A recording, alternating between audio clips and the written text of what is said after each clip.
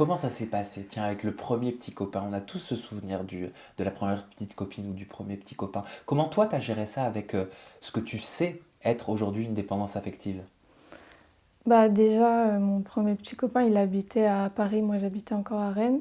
Donc c'était compliqué, il y avait la distance et il était plus âgé que moi. Et lui, il était déjà promoteur dans les soirées, il fréquentait beaucoup de monde. C'était un peu le beau gosse de Paris. Puis moi j'étais la petite là, de Rennes qui connaît rien.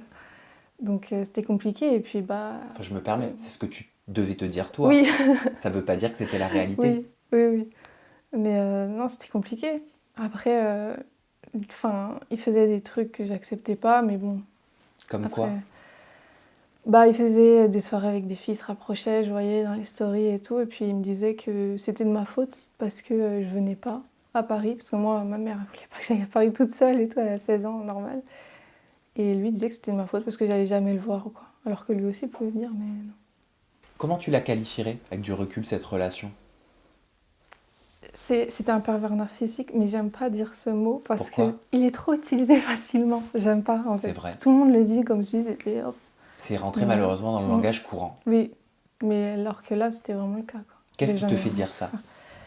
Parce qu'il me faisait faire des choses qu'une fille de 16 ans n'était pas censée faire. J'ai encore fait souffrir ma mère. Je suis partie à Paris parce que bah, du coup, je supportais plus de le voir en soirée avec des filles et tout.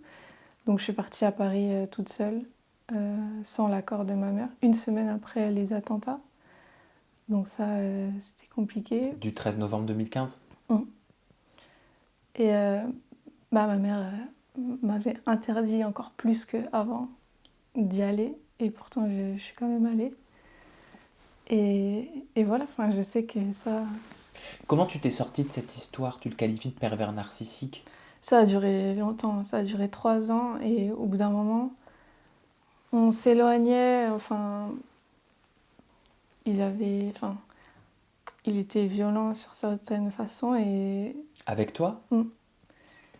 Et voilà, au bout d'un moment, il y a eu quelque chose qui fait que j'ai dit stop en fait.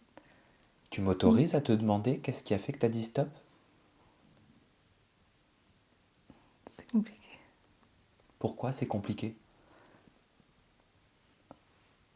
Parce que c'est personnel, on va dire. Ben, je creuserai pas si tu le souhaites pas, Mm. mais j'aimerais savoir pourquoi tu ne souhaites pas en parler. Est-ce que c'est parce que tu te refuses d'y croire? Est-ce que c'est parce que tu veux oublier? Je veux oublier. D'accord. Mm. Je veux avancer, je veux oublier. Et puis... T'as pu Mm. parler avec un professionnel? Non, non.